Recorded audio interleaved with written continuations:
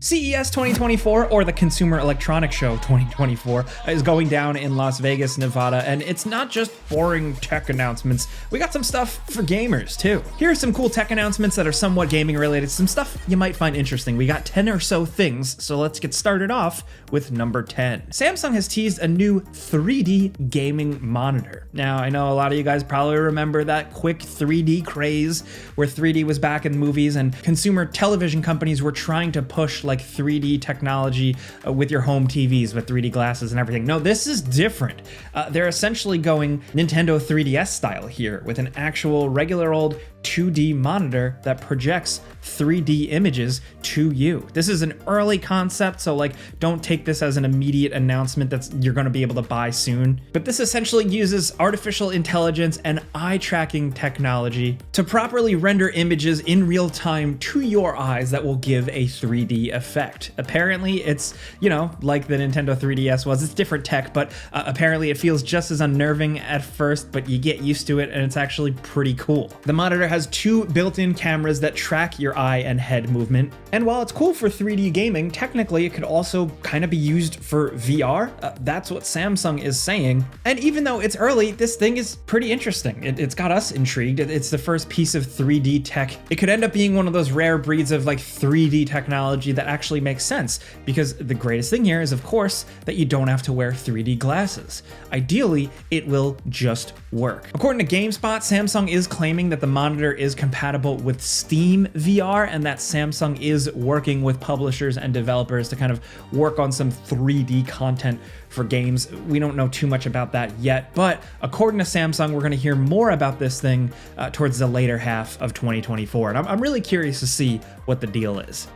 Next, over at number 9, Govee, the smart light company, has made a new announcement that some people were really looking forward to. So a lot of people like to use smart lights or smart bulbs behind their television or their monitor to kind of replicate or show what's going on screen. The idea, of course, in a really simple example is like a big red-orange explosion going off on screen will have big red glowing orange LED lights behind your TV or monitor. This has been a thing for a while, and Govee had kind of pioneered things with a pass-through box that actually read the HDMI signal, so it really accurately knew what colors were on screen and how it could work lights into that. But now they're announcing the Govee Sync Box 2 that essentially addresses some of the issues, some of the shortcomings with that pass-through type box, because this is HDMI 2.1, which means you basically can still do everything through this pass-through. You can now get 8K resolution if you need that. I don't really know anybody that does, but you can also get 4K 120 hertz. Of course, there's a lot more to this box, like you gotta buy all the lights and all that stuff and deal with setting it up, but it's a pretty cool experience. And what's nice with this new, it's the AI Sync Box 2, is that now the experience has less compromises for the hardcore visual gaming PC enthusiast.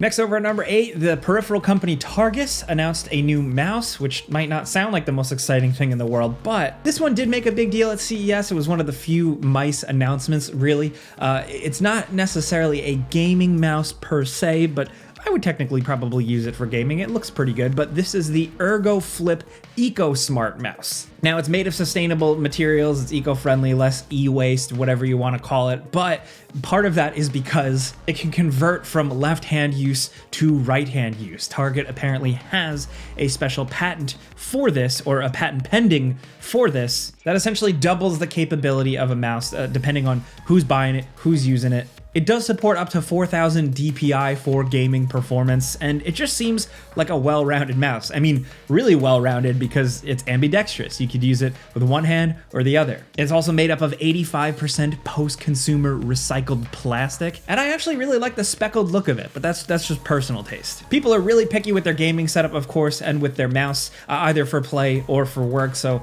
I'm curious to see if this thing is actually going to catch on, but yeah, it's something to keep an eye on for sure.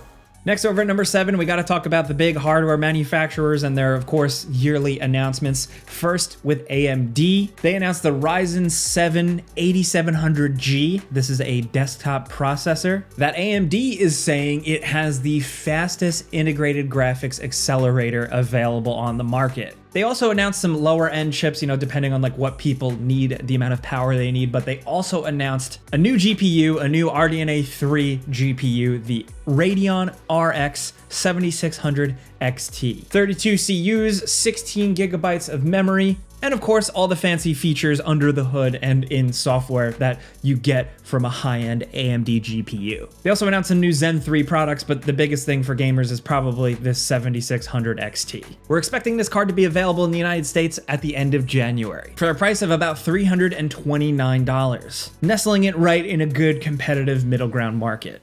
Next, over at number 6, we have announcements from NVIDIA. Of course, the newest upgrades to the 40 series cards. They're going super.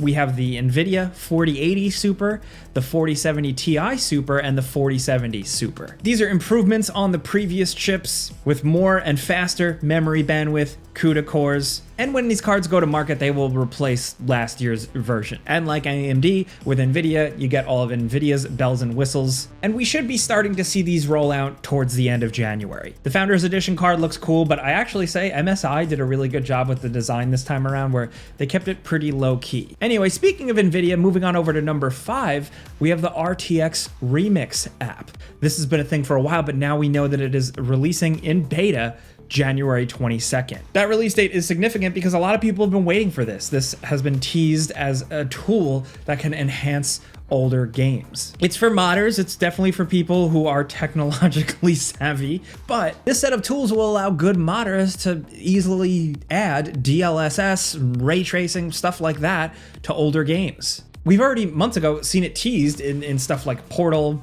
Half-Life 2, and the potential here is pretty awesome. RTX remasters have been making a splash for a while now, and essentially this is putting more of that creativity, more of that power in modders' hands. It's probably going to be significant. You're probably going to see a lot of videos go viral once people are starting to apply ray tracing to old games, because it's easier now apparently. And like I said, now that beta is getting released January 22nd.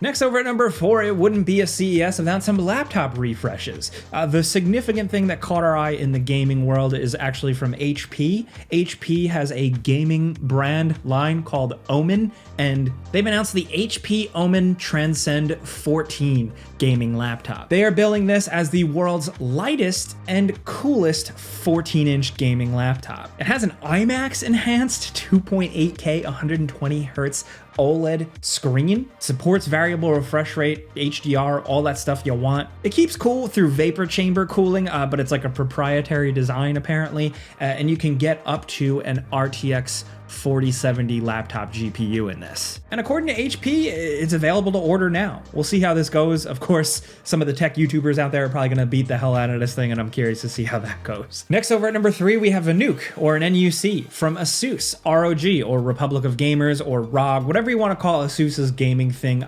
This NUC, or Next Unit of Compute, is a super small, all-in-one, complete system. NUCs are known to be like ultra portable desktop bare bones PC type things, but this of course is a gaming one, so of course it includes up to an Intel Core Ultra 9, up to an RTX 4070 crammed in this thing. It can support multiple 4K display outlets, and the chassis design is just really cool. This thing is obviously super compact and small. I love small form factor builds, but NUCs really take it to the next level. But this design is apparently toolless, meaning you can access and open anything you want pretty easily. NUC gaming is definitely like a niche thing. I've seen a lot of people use real actual homegrown NUCs or even Apple Mac Minis to do stuff, but in the gaming world, you don't really see it too much. I'm excited to see how ASUS markets or really approaches or pushes this thing, because they have been experimenting with a lot of cool devices lately.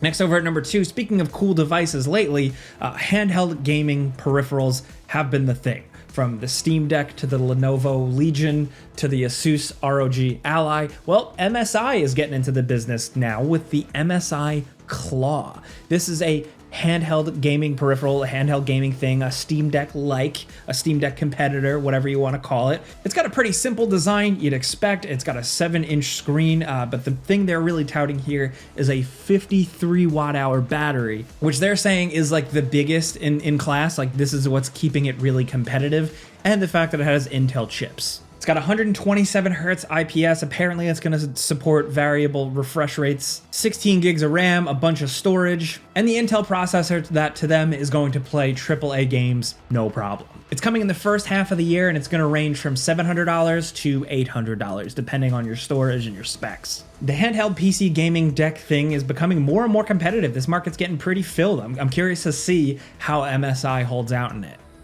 Now down at number 1, we have Razer. Of course, Razer always announces or shows off some weird, cool, crazy concept at CES. And this year, of course, they didn't slack. They showed off this HD haptics gaming cushion. Yes, this is Razer's Project Esther, and this is a Razer cushion that's in the works that will like go onto your gaming chair and give you more immersion. HD haptics mean it's a lot more precise and accurate and can really simulate some feelings, I guess, but only in your butt and your back if you're into that type of thing, I guess. This is another one of Razer's like proof of concept things where it's not technically announced or for sale or really like a mainstream product yet. It's them just kind of testing the waters. They've done this with goofier things in the past. This one actually seems a bit more realistic. I think for people who obviously really like going for as much immersion as possible, you know, especially if you have a great setup, a beautiful screen, a headset, or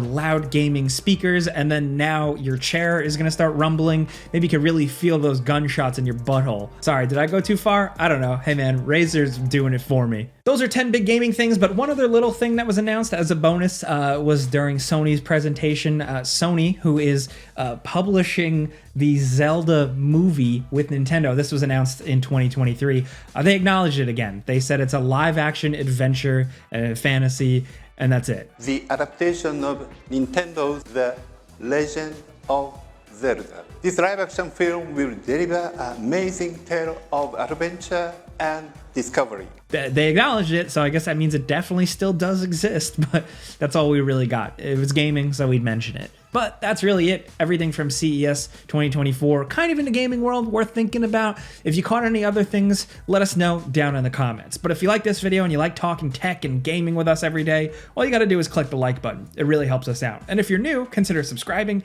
maybe hitting that notification bell, because we put out videos every single day. But as always, thanks for watching. We'll see you guys next time.